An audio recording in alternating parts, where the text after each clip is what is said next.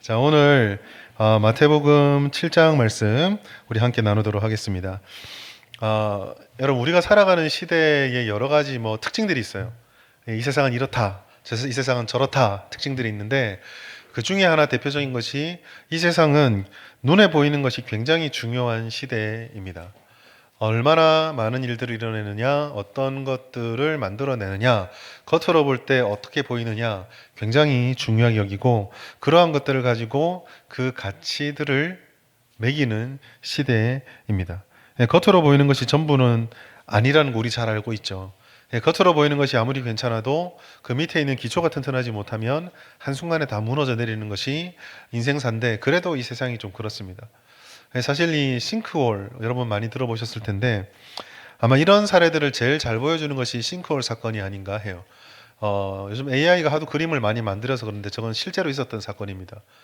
멀지도 않고 2025년 3월 달에 우리나라 서울에서 강동구 명일동이라는 곳에서 있었던 사건이에요. 멀쩡하던 도로가 하루에 수만 대가 지나가는 차도인데 갑자기 땅이 꺼지면서 저렇게 큰 싱크홀이 생겼습니다. 매끄럽고 잘 타게 다져진 도로인 줄 알았는데 한 번에 확 꺼져버린 거죠. 지하수가 들어와서 기반이 약해지고, 보통 저런 데 보면 노후된 수도관이 터지면서 물이 새면서 무너지는 이런 현상이 많이 나타나죠. 안타깝게도 저때 큰 차들 큰 사고는 없었는데 오토바이 한 대가 저 위를 지나가다가 그대로 빠지는 사건이 있었고요. 그 오토바이를 몰던 사람은 다음날 한 50m 흘러간, 물이 흘러갔겠죠. 흘러간 지점에서 사망한 채로 발견되는 사건이 있었습니다. 자연현상이긴 한데요. 사실 이와 같은 싱크홀 현상은 자연현상 혹은 세상에만 있는 것이 아니라 눈에 보이지 않는 우리 영혼에도 있습니다. 미국의 목사이자 저명한 저술가인 고든 맥도날드라는 목사님이 지은 책 중에 내면 세계의 질서와 영적 성장이라는 책이 있습니다. 저에게 성도님들은 꼭 한 번쯤은 읽어보셨으면 하고 추천하는 책입니다. 저 책에서 이 영혼의 싱크홀에 대해서 이 목사님이 강하게 말씀해요. 겉으로 보일 때 다 멀쩡해 보이고 예배나 사역도 삶에도 아무 문제가 없어 보이는 성도가 어느 날 갑자기 마치 저 싱크홀처럼 땅이 꺼지듯이 촥 무너지는 날이 오는데, 그것을 영적 싱크홀, 영적 함몰 웅덩이 증상이라는 말로 설명을 합니다. 교회도 우리가 살아가는 이 시대의 상상과 생각에 영향을 받아요. 더 높이, 더 빨리, 더 화려하게, 더 보기 좋게 결실을 맺고 열매를 맺는 것. 세상이 더 좋은 대학이나 더 높은 연봉이나 더 나은 집이나 더 높은 직급이나 이런 걸로 성공을 말할 때, 우리도 역시 똑같은 것들을 은혜란 이름으로 추구하고, 또 봉사나 섬김, 신앙생활조차도 그렇게 뭔가 외적으로 드러나는 것들로 우리 자신들을 평가하고 우리 자신들을 판단하려는 생각들이 많이 있습니다. 그러다가 세상이 무너지듯이 부실한 기초로 인해서 작은 흔들림에도 우리도 영적으로 무너진 경험들을 왕왕하곤 합니다. 오늘 이 말씀 속에서 사실 지난주부터 계속 연장선으로 지금 제가 말씀을 전하고 있는데요. 우리 자신의 이 지금 상황이 어떤지를 우리는 늘 조금 궁금하게 챙겨보아야 합니다. 오늘 우리가 읽었던 이 본문의 말씀은 사실 본질적으로는 행함이 있는 믿음에 대한 말씀입니다. 주의 말씀을 들었는데 그 말씀을 듣고 행동하는 자가 얼마나 중요한가를 말씀하는 것인데요.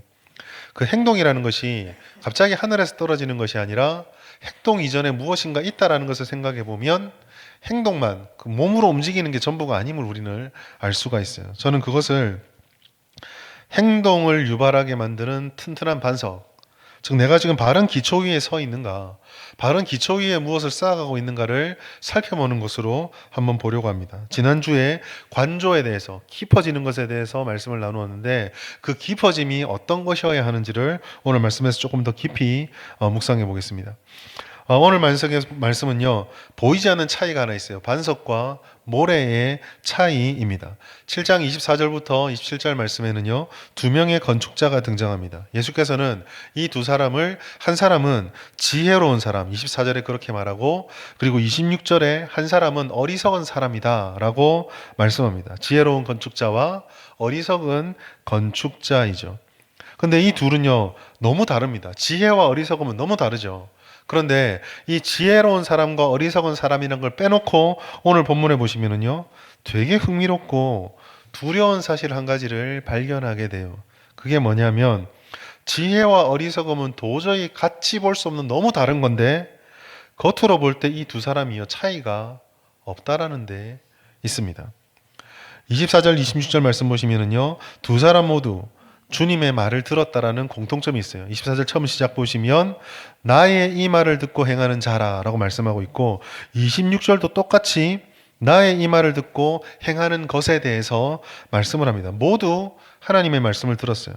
우리식으로 표현하자면 두 사람 다 예수님의 말씀을 듣는 예배를 드렸고 두 사람 다 집을 짓는 수고, 헌신과 봉사, 신앙생활을 막 해오고 있습니다. 생각해보면 완성도나 속도라는 측면에서 보았을 때는 아마 후자 쪽이 더 빨리 집을 지었을 것 같아요. 빨리 지어졌으니까 시간이 남았을 거고 더 꾸밀 수도 있었을 것입니다. 그런데 다 똑같아 보이는데 왜 한쪽은 예수님께서 지혜롭다 말씀하고 왜 한쪽은 어리석다고 말씀을 했을까요? 그것은 바로 기초의 문제입니다. 오늘 마태복음 그 7장 말씀과 병행되는 구절인 누가복음 6장 말씀에 똑같은 구절에 보면은요, 지혜로운 자의 건축 과정을 조금 더 강조해서 말씀합니다. 누가복음 6장 48절 같이 한번 읽어볼까요? 시작. 집을 짓되 깊이 파고 주를 반석 위에 놓은 사람과 같으니 큰 물이 나서 탕류가 그 집에 부딪히되 잘 지었기 때문에 능히 요동하지 못하게 하였거니와. 마태복음과 달리 누가복음에서 강조하고 있는 것이 하나 있는데 그것은 바로 깊이 파고라고 하는 이 단어예요. 지혜로운 건축자는 뭐란 건축자입니까? 먼저 깊이 파는 작업을 선행했던 건축자였습니다. 집을 올리기 전에 땅을 깊이 팝니다. 부드러운 흙을 걷어내고 돌을 골라내며 평평하지 못한 것들을 집안을 다지면서 밑에 충분한 건축물을 올려도 흔들리지 않을 만큼 단단한 반석이 발견되거나 혹은 그렇게 단단하게 반석의 작업을 하기까지 계속 땅을 파며 깊이 팠던 사람이 지혜로운 건축자였어요. 이것은 엄청난 시간과 에너지가 소모되는 고된 노동 작업입니다. 큰 건축을 할 때 보면 우리가 항상 그런 거 보잖아요. 큰 건축물을 짓는데 공사하겠다고 칸막이 쳐놓고 계속 시끄러운데 건물이 안 올라가는 거예요. 계속 땅을 팝니다. 고된 작업이죠. 욕도 많이 듣고 시끄러운데 빨리 안 끝내나 뭐 어리석게 한다 오만 얘기를 다 듣는 작업입니다. 건물 올라가는 속도도 느리고요. 조롱도 받을 수 있고 이해를 받지 못할 수도 있습니다. 반면에 어리석은 자는 어떻습니까? 이 과정 생략이죠. 바로 기둥 꽂고 밑에 적당하게 평탄하게 깔고 위로 쌓아 올립니다. 즉각적인 결과물이 눈에 보입니다. 사람도 그렇고 자기도 그렇고 이 효율성과 성과와 속도를 자랑스러워 했을 거예요. 그러나 여러분, 이것은 그냥 모래 위에 짓는 거였습니다. 오늘 본문의 말씀 보시면 반석과 모래 둘 차이가 있거든요. 반석은요, 헬라어로 페트라라고 말하는데 이 페트라는 그냥 적당한 바닥이 아니라 거대한 암석입니다. 우리가 간혹 공사하다 보면 막 파다가 엄청나게 큰 돌을 발견하죠. 근데 그거 파려고 파다 보니까 요만큼 나온 줄 알았는데 파다 보면 어마어마하게 큰 돌뿌리가 밑에 있는 것을 발견합니다. 이게 이제 반석이고요. 페트라거든요. 단순하게 단단하다가 아니라 깊이 파서 하나님 앞에 흔들리지 않는 것. 우리가 흔히 예수를 우리 신앙의 반석이라 보는 것처럼 그 튼튼한 기반을 갖추게 되는 걸 말씀합니다. 반대로 모래는요. 암모스라고 하는데 그냥 흔하게 보는 이런 모래 정도가 아니라 비견하게 예를 들자면 우리가 왜 여름에 한참 더울 때 바닷가에 가면 백사장 모래들, 바짝 마른 모래들은 손으로 들면은 손에 모아지지도 않죠. 그냥 싹 흐트러져 버리고 훅 불면은 다 날아가 버리는 그 모래가 바로 여기서 말하는 모래 위에 지은 집 할 때 그 모래예요. 말씀을 들어요. 근데 내면의 변화가 없습니다. 신앙생활을 해요. 그러나 종교적인 행위 그 이상의 깊어짐이 없습니다. 변화가 없고 나는 그대로 살아있고 그런데 시간은 흘러가고 적당한 신앙의 연륜, 직분, 봉사를 통해 경험과 나름대로의 어떤 업적이나 열매들은 쌓여져 가는데 깊이가 없는 거예요. 그랬을 때 보이지만 마치 해변의 모래가 들었을 때 훅 불면 다 날아가 버리는 것처럼 충격을 받으면 금방 흐트러져 버립니다.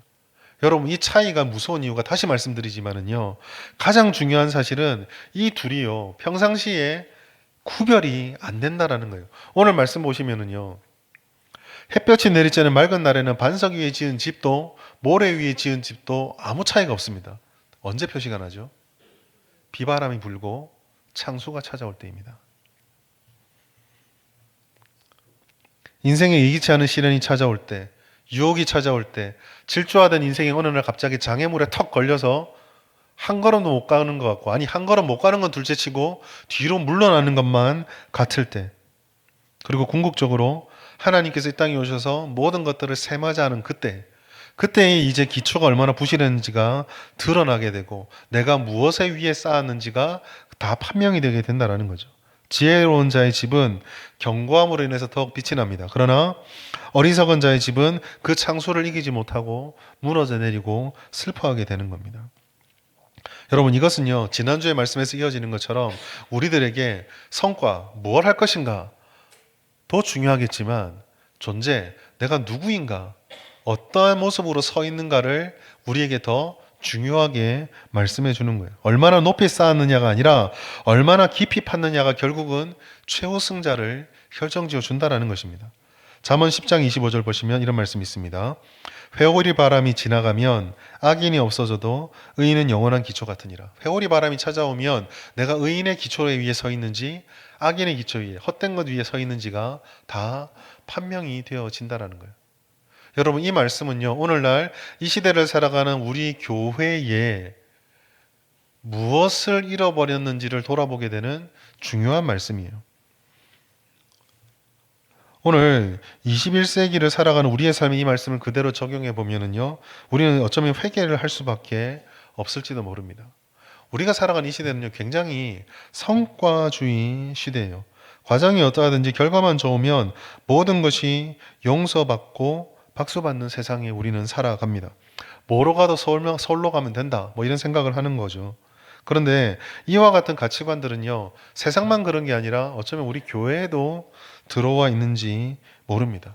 여러분, 세상의 성과주의라는 것은요, 우리가 조금만 신경 써서 들여다보면 너무 잘 보여요. 예를 들어서 여러분, 학교에서 아이들을 가르치는 교육의 제일 첫째, 가장 숭고한 게 뭡니까? 숭고한 목적이 가장 이 사회에 사람다운 사람으로 인격체로 형성해 가는 거잖아요. 지금까지 여러분 자녀를 기르신 분 얼마나 많은 성적표를 받아보셨습니까?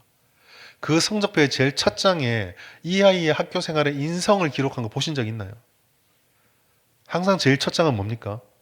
성적이죠. 어떤 결과를 냈느냐? 얘가 1년 동안 무슨 결과를 만들어냈느냐? 무의식 중에 우리도 모르는 사이에 그 성과 중심의 사회 속에서 살아가고 있습니다. 교회도 마찬가지죠. 우리는 은연중에 목회자의 영성을 교회의 크기나 성도 수로 평가하는 거 아닙니까? 성도의 신앙을요, 그가 교회에서 맡은 직분의 무게나 헌금, 눈에 보이는 봉사 시간, 뭐 이런 것들로 그분의 본질을 막 생각하지 않나요? 때로는 사람의 만족도가 성공의 척도가 되는 때는 많지 않습니까? 얼마나 많은 일을 했느냐, 얼마나 눈에 띄는 성과를 냈느냐, 얼마나 우리를 만족시키고 또 만족해 하느냐, 이런 질문에 우린 굉장히 익숙하죠. 그런데 여러분, 2025년이 끝나가는 오늘 아마 여러분들이 기도하면서 여러 가지를 기도할 텐데, 여러분 기도하시면서 우리의 첫 번째 질문이, 한 해를 돌아보고 한 해를 평가하는 질문이, 나는 2025년 1월 1일보다 얼마나 주님과 가까워졌는가? 얼마나 내가 예수님 닮은 모습으로 성품이 깎여졌는가? 내 내면이 얼마나 하나님 앞에 정직하고 거룩한 모습으로 성숙되어졌는가를 우리는 질문합니까? 본질적인 질문은 점점 사라져 버리는 것. 어쩌면 이것이 현대판 모래 위에 지은 집일지 몰라요. 성공한 능력 있는 그리스도인으로 보여지고 성공한 사업가로 보여지고 존경받는 직분자로 보여지지만 이 내면을 들여다봤을 때 하나님과 조금 더 친밀함이 깊어지지 못하는 상태, 주님과 조금 더 가까워지지 못하는 상태로 1년, 10년, 20년, 30년을 보내고 있는 것은 아닌지 모르겠습니다. 가정에서는 분노를 다스리지 못해 가족들에게 씻을 수 없는 상처를 주면서 예배를 드리고 하나님의 영광을 찬미하고 있지는 않은지, 세상 속에서는 작은 이익을 위해서 적정한 편법을 쓰는 그들 앞에 세상은 그렇게 사는 거야 말하고 그들과 동화돼서 차이가 안 보이는데 나는 주님을 봉사한다고 주님을 섬긴다고 하고 있지는 않은지. 교회에서는 열정적으로 봉사하고 내게 주어진 시간들을 정말 거룩한 신앙인으로 사는 것처럼 보이지만 홀로 있는 시간에 은밀한 죄의 유혹에 속절없이 무너져 버리고 있지는 않는지. 여러분, 우리는 마태복음 오늘 본문의 말씀 앞에 있는 7장 22절과 23절 말씀을 굉장히 주의 깊게 봐야 돼요. 굉장히 충격적인 말씀입니다. 마태복음 7장 22절 말씀 우리 같이 한번 읽어볼까요? 시작. 그날에 많은 사람이 나더러 이르되 주여 주여 우리가 주의 이름으로 선지자 노릇하며 주의 이름으로 귀신을 쫓아내며 주의 이름으로 많은 권능을 행하지 아니하였나이까 하리니. 여러분, 오늘 본문에서 주여 주여라고 부르는 이 사람이 자랑하는 게 뭐죠? 여러분, 놀라운 일입니다. 엄청난 일을 하는 거거든요. 말씀을 전하는 선지자의 일을 했습니다. 귀신을 쫓아내는 능력을 나타냈어요. 권능을 행했습니다.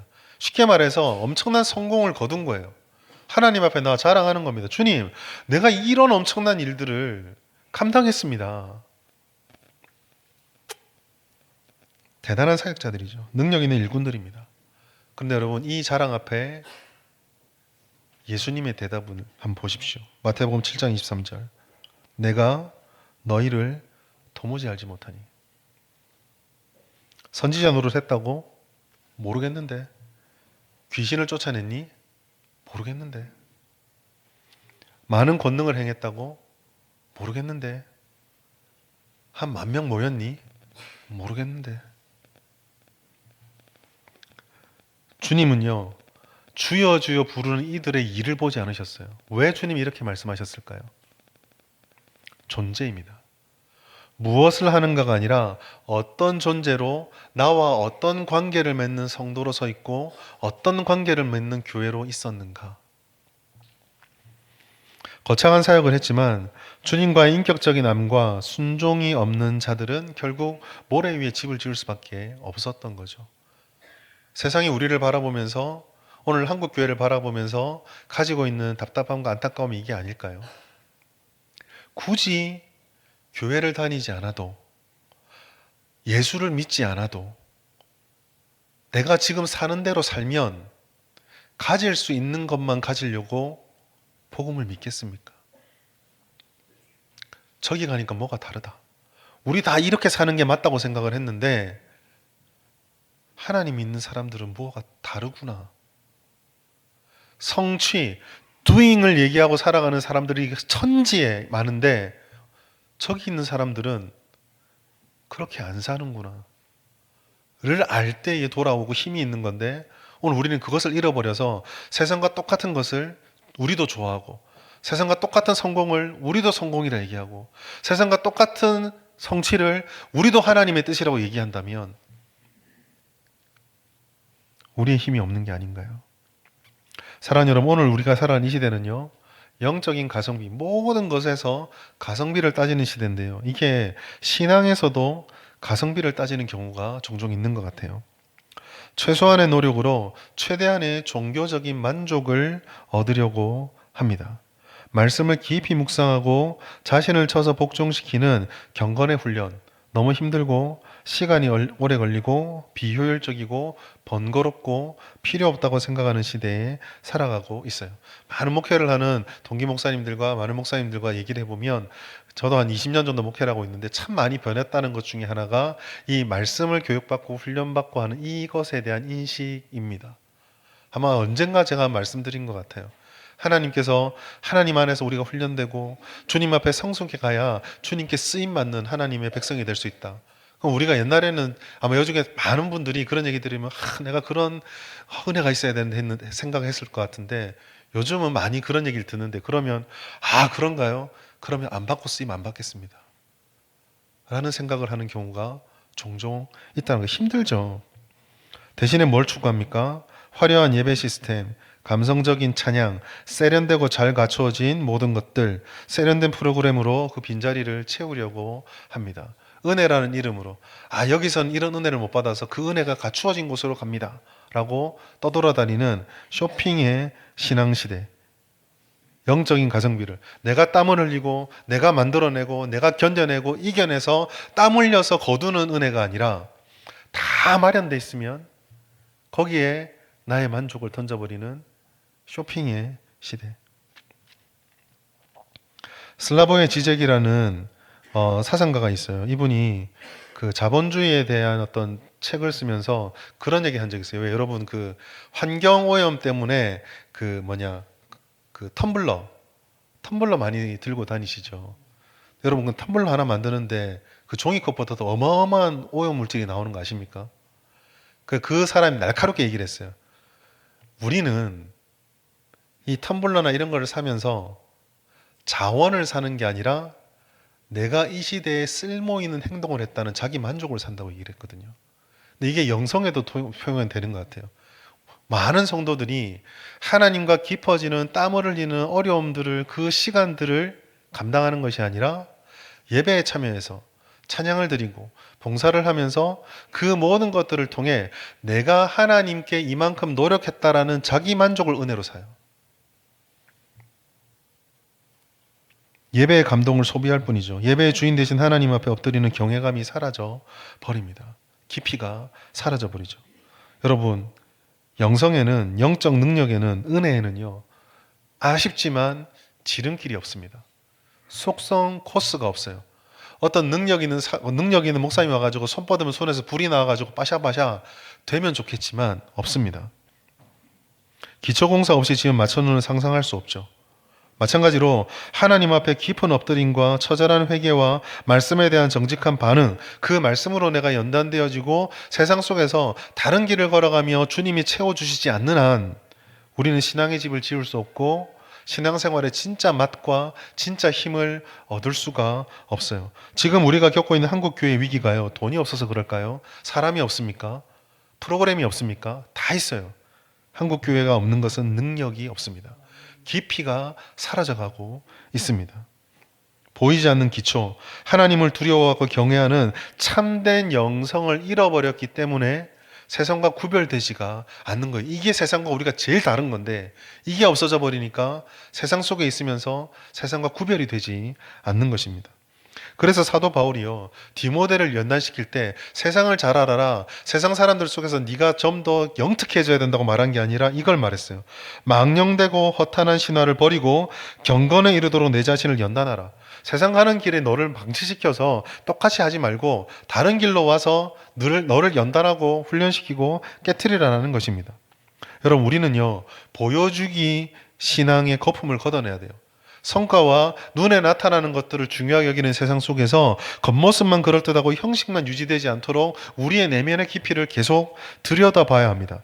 우리 교회가, 이 시대 교회가, 21세기 교회가 자랑해야 될 것은 화려한 지붕, 겉으로 보여줄 때 뭔가 많이 하는 것 같고 뭔가 대단한 것 같은 그게 아니라 곡괭이를 들고 내 마음을 파서 세상 사람들은 뭘 해도 도저히 따라올 수 없는 그 깊은 영혼의 능력을 회복해야 합니다. 어떻게 해야 될까요? 여러분, 우리는 이제 멈추고 깊이 파는 영성을 회복해야 합니다. 우리는 우리 시선의 방향을 바꿔야 돼요. 높이를 바라보는 세상 속에서 이제 깊이를 바라보는 시선으로, 쌓기를 바라보는 사람들의 눈에서 이제는 파기를 바라볼 수 있는 눈으로, 전진하고 질주해야 된다라고 말하는 사람들 사이에서 주님 뜻 가운데 멈출 수 있는 시선의 전환이 있어야 합니다. 그 전환을 위해서 우리는 세 가지를 힘써야 돼요. 첫 번째, 골방의 영성을 회복하십시오. 건물을 높이 올리기 위해서는 역설적으로 위를 바라봐야 되는 것이 아니고 밑으로 파고 들어가야 합니다. 우리 영혼이 자라나는 데 필요하다는 거예요. 사람들의 시선이 닿지 않는 은밀한 곳에서, 그리고 세상의 시간표와 구별되어 있는, 세상의 것과 구별되어 있는 장소에서 하나님과 독대하는 시간이 절대적으로 필요합니다. 개인적으로도 골방이 있어야죠. 내가 하나님과 온전히 만나는 나만의 말씀의 시간, 기도의 시간, 개인의 예배의 시간이 있어야 됩니다. 여러분, 성도 여러분, 여러분들 예배를 주일만 드린다고 절대로 생각하시면 안 됩니다. 여러분만의 예배의 시간이 필요해요. 지금처럼 설교를 듣고 그게 아니더라도 하나님을 생각하고 주님을 찬양하고 주님 말씀 붙잡고 주님께 기도하는 예배의 시간이 필요합니다. 교회에도 공동의 골방이 있죠. 새벽 기도의 시간이 있고요. 금요 생명 기도의 시간이 있고, 우리 이제 합심 기도팀이 화요일마다 기도하는 골방의 시간, 주님을 대면하는 이 세상에 일반적으로 흘러가는 그 생활 패턴을 과감히 깨워버리고 하나님께로 나오는 그 시간들 앞에서 우리는 주님을 만나야 돼요. 여러분, 우린 너무 바쁩니다. 일하느라 바쁘고, 사람 만나느라 바쁘고, 봉사하느라 바쁘고, 심지어 바쁘다는 걸 생각한다고 바빠요. 계속 바쁩니다. 그래서 자꾸 모든 것을 내일로 미루죠. 다음 기회로 미룹니다. 여러분, 결심하셔야 돼요. C.S. 루이스가 지은 스크루테이프 편지라는 곳에서 마귀의 대부가 자기 조카에게 그 크리스찬들을 무너뜨리는 여러 가지 계략들을 쓰는데 그 중에 하나가요. 이런 게 있어요. 크리스찬들에게 완벽한 계획을 세울 수 있도록 지혜를 주어라. 여건을 주고 다 마련해 줘라. 안 되면 충고도 줘라. 근데 뭘 못하게 할까요? 대신에 내일부터 하라고 해라. 여러분, 내일을 기대하십니까? 지금부터 12시간이 지나서 2025년 12월 22일이 되면 그 내일은 뭘로 바뀌죠? 오늘이 되죠. 우리에게 내일은 없습니다. 우리에게 늘 오늘밖에 없어요. 골방의 영성, 바쁘다고 말할 것이 아니라 하나님께 나와야 되죠. 이 부분은 순종에도 다시 한번 말씀드릴 겁니다. 하나님의 말을 듣고 주님 안에서 뿌리를 내리는 것. 골로새서 2장 6절 7절 보시면 그 안에서 그 안에 뿌리를 박는 것. 말씀을 통해, 기도를 통해 주님과 끊임없이 나를 부딪혀가며 나를 자꾸 주님 안으로, 그리고 나의 심령 가장 깊은 곳에 하나님의 말씀을, 주님과 만나는 시간들을 계속 회복해 가야 돼요. 여러분, 하루에 단 30분이라도 좋습니다. 스마트폰을 끄고 세상의 소음을 차단하고 방문을 걸어 잠그거나 나만의 장소에서 말씀과 기도로 주님 앞에 머물러 보지 않겠습니까? 이 시간 정말 필요하거든요. 여러분, 그 시간은 낭비가 아닙니다. 우리 인생을 단단한 반석 위에 놓을 수 있는 가장 중요한 시간이에요. 남에게 보이기 위한 유창한 기도가 아니어도 좋아요. 기도 형식도 모르겠다. 그래도 괜찮습니다. 성경 맨날 읽어보니까 무슨 말인지도 모르겠다. 그래도 괜찮아요. 앞에서 뭘 좀 아는 것처럼 떠드는 저도 아직 성경 펼치면 8, 90%는 모릅니다. 안다고 생각하는데 다음 펼쳐보면 또 모르겠더라고요. 보고 연구하고 끝날 때까지 끝난 게 아니다. 무슨 말인지 알 것 같아요. 아시는 분 아시겠지만 지금 이 본문 말씀을 제가 저희 교회에서 처음 하는 게 아니거든요. 묵상하고 들여다보니까 또 있어요. 하나님 앞에 깊이 파고 들어가는 이 은혜의 시간이 회복되어져야 합니다. 여러분의 골방을 찾으십시오. 함께 기도의 자리에 나와서 우리 공동체가 골방으로 들어가는 문화가 회복되기를 간절히 바랍니다. 두 번째로요, 그 골방에 들어가는 말씀, 이런 말씀 들어도 중요한 것은 작은 순종이에요. 그 작은 순종은 미루지 않고 오늘 내가 깨달은 그것을 바로 결심하고 삶으로 옮기는 것입니다. 아까 제가 C.S. 루이스의 스크루테이프 편지에 예를 들었죠. 내일은 있다 없다? 내일은 없습니다. 오늘 말씀을 듣고 그래, 골방을 가져야지. 내일 새벽 6시만 돼봐라. 아니요. 오늘 저녁 6시부터입니다. 제가 왜 6시라 말씀드렸을까요? 보통 주일 6시에 TV 제일 재밌는 거 많이 하죠. 그때부터 끊어야 됩니다. 오늘 결심은 오늘부터 시작인 거죠. 나중에 여건이 좋아지면 헌신하겠습니다. 시간이 나면은 봉사하겠습니다. 여러분, 나중은 우리 게 아니에요. 하나님이 원하시는 것은 바로 지금 순간입니다. 나의 매일 주어지는 삶의 현장에서, 내 가정에서, 내 직장에서, 학교에서, 그리고 이렇게 말씀을 통해 읽었을 때, 들었을 때, 공부했을 때, 불현듯 생각이 나서 깨달아졌을 때, 그때가 바로 순종할 때예요. 바로 그 작은 것에부터 출발하면 됩니다. 도저히 용서할 수 없는 사람을 때문에 힘들어하고 있을 때 하나님의 말씀이 내게 어떤 깨달음을 주시면 그때가 바로 기도할 때입니다. 만약에 여러분들이 누군가 참 불편한 사람이 있잖아요. 불편한 사람이 있는데 밤에 막 말씀 묵상하고 기도하는데 갑자기 깨달음을 주신 거예요. 하나님께서 순종하라라고. 가서 화해의 문자를 연락을 하라. 그럼 이제 내 마음속에 싸웁니다. 밤 늦었는데 내일 아침에 해야지. 아니요, 여러분, 하십시오. 조금 팁을 드리자면 별로 사이 안 좋잖아요. 잠을 못 자도록 문자를 바로 보내십시오. 우스갯소리를 말씀드렸지만 즉각적인 순종, 작은 순종, 거기서부터 시작을 해야 됩니다. 그때에 아무리 이런 작고 보이지 않는 순종의 벽돌들이 모일 때 비바람에도 흔들리지 않는 집이 건축이 되는 거예요. 큰 건축 자재가 와야 집을 지을 수 있는 거 아닙니다. 여러분 솔직한 말로 지금 우리 능력에 큰 자재 줘봤자 쓰지도 못합니다. 내가 지금 벽돌 하나밖에 다룰 능력이 없는데 이 많은 콘크리트 갖다 주면 썩지도 못하고 그냥 버리게 되거든요. 작은 것에서부터 벽돌을 쌓아야 됩니다. 세상의 큰 업적을 환호하지만 하나님은 그런 작은 순종에 감동하신다는 사실을 기억하십시오. 마지막으로 이 골방의 영성을 회복하는 것도 작은 순종을 하는 것도 쉽지 않기 때문에 우리는 더뎌 보여도 낙심하지 않는 인내를 붙잡아야 합니다. 여러분 기초를 다지는 시간은요 지루하고 고통스럽습니다. 성과가 눈에 보이지 않기 때문에 지겹기도 하고 지루하기도 해요.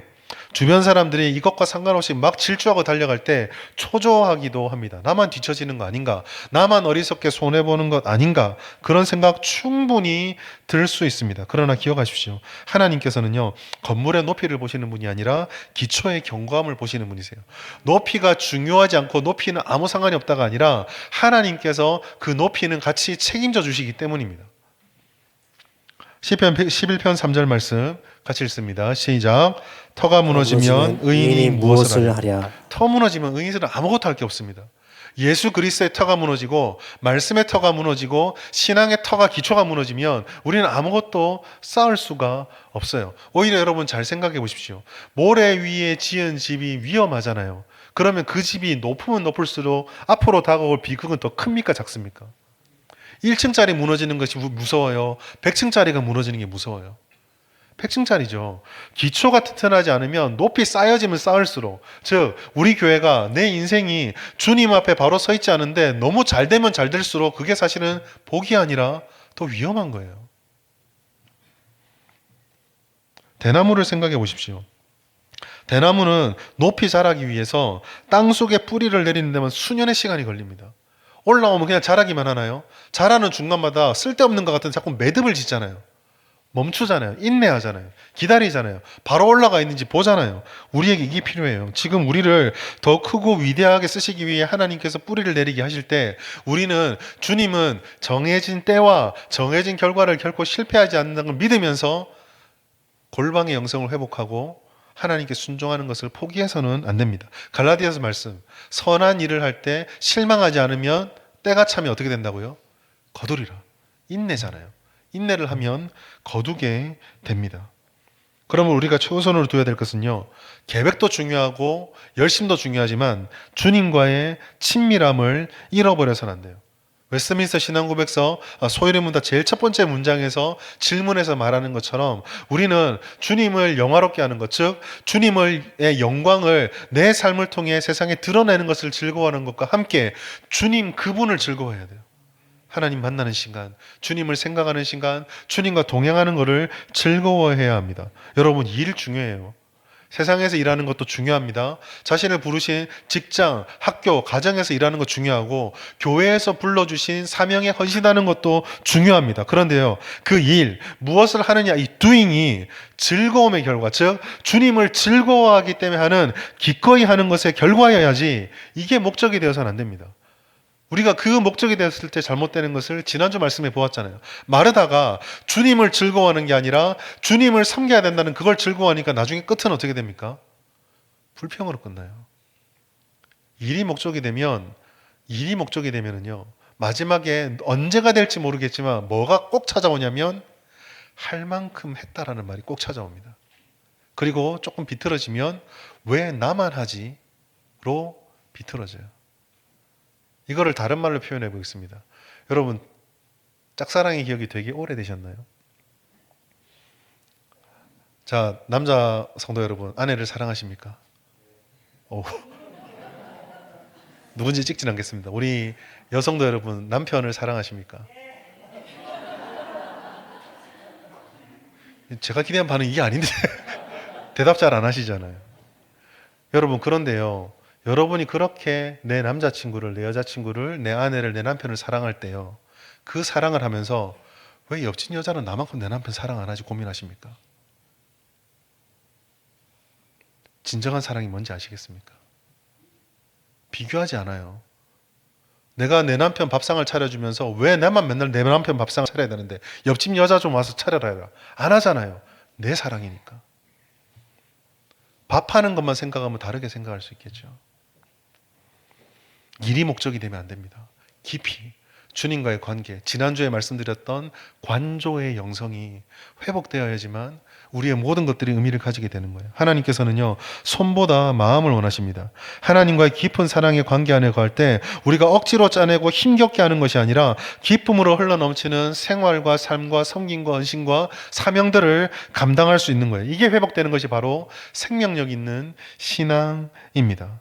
사랑하는 여러분, 우리는 살면서 반드시 비가 오고 창수가 나고 바람이 부는 시점을 경험하게 될 거예요. 무너지는 소리가 가득한 세상 속에서 내가 가지는 직장, 내가 원하는 학교, 내가 원하는 삶을 선택했지만 반드시 그 비바람에 부딪히는 날이 올 겁니다. 그러니 우리는요, 어떤 집을 지을지를 고민해야 돼요. 여러분, 어떤 집을 지으시겠습니까? 사랑하는 여러분, 성취에 눈이 멀어서 영혼을 팔아버리는 어리석은 건축자가 되지 맙시다. 세상의 기준으로는 조금 느리고 투박해 보여도 예수 그리스도의 말씀 위에 골방의 영성을 회복하고 작은 순종과 인내를 통해서 하나님과 더 깊어지는, 즉 주님께서 기뻐하는 믿음의 집을 짓는 지혜로운 건축자가 됩시다. 쌌기의 시대에서 파기의 영성을 회복하고 마르다의 시대에서 마리아의 영성으로 살아가는 관조와 깊이를 회복합시다. 그 능력을 회복하게 되면 하나님께서 우리들에게 잘하였다, 착하고 충성된 종아라고 칭찬하시는 능력을 회복하게 될 거예요. 교회의 신앙생활이 이렇게 활기찰 수 있구나, 교회가 이렇게 생명력이 약동할 수 있구나를 경험하게 될 것입니다. 밑으로 깊이 팝시다. 기도를 파고, 금요기도를 파고, 새벽을 파고, 말씀을 파고, 양육을 파고 주님과 함께 깊이 나아가 봅시다. 그렇게 하여서 하나님이 주시는 파기의 영성의 은혜, 마리아의 은혜를 누려서 주님이 주시는 2025년 잘 마무리하시고 2026년을 더욱더 힘차게 출발할 수 있는 우리 모든 성도님 되시기를 예수님의 이름으로 축원합니다.